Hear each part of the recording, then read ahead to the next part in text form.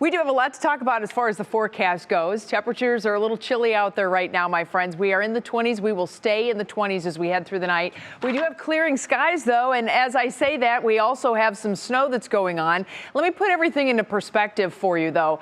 The really big picture, where we have the cold air versus the warmer air. So this is our atmospheric pattern in the upper parts of the atmosphere.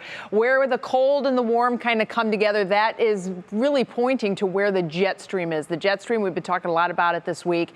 That's the guiding influence in the atmosphere, pushes all the storm systems around. So the cold air is banked here up into the eastern provinces of Canada. Meanwhile, there's a lot of warm air that has been setting up in the southern plain states.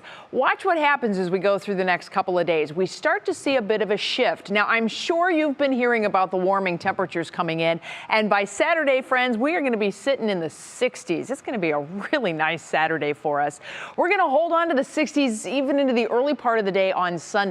But how all of this starts to shake out as far as when we finally get the cold air coming back in, that's still TBD as far as whether it's on Sunday or it's on Monday. But we do know that early next week we will be colder as the cold air once again begins to advance. As the warm air moves out, it's going to nudge the really cold air that is in now northern Canada, and we'll start to see another push of cold air sweeping south into the northern plain states as we head through next week. So I know we're all excited about 60s, and certainly this is when we're finally going to turn the page and go just right into June. And it's not, because we still have a lot of cold air that is very close to us, and anytime we get just a little nudge, we will see the cold air coming back at us. But on average, when we start to talk climatologically how things are looking over the next several months, remember, climate is a much longer time span than a forecast. You can see how the temperatures begin to jump. And on July 3rd, we will get into our warmest time of the year. We sit there for July and August with our average high temperatures in the low 80s. That's a pretty significant swing.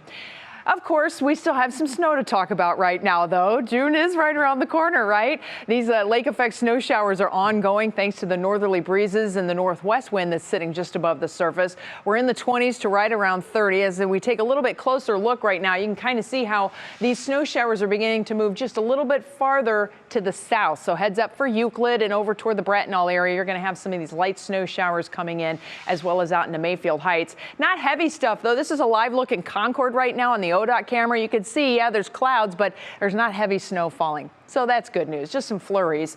But that same swoosh is showing our next storm system, and that baby is going to start to cruise in here as we get into the weekend. Everything comes at a cost, right? So as far as your Union Home Mortgage forecast goes, look at how this goes. Temperatures in the mid-60s as we get into the weekend. The cold air arrives either Sunday or Monday, depending on how it all shakes out, and we kind of dive back into a much more typical pattern for this time of the year with the cooler air returning. Spring in Northeast Ohio. Jimmy's up next with sports.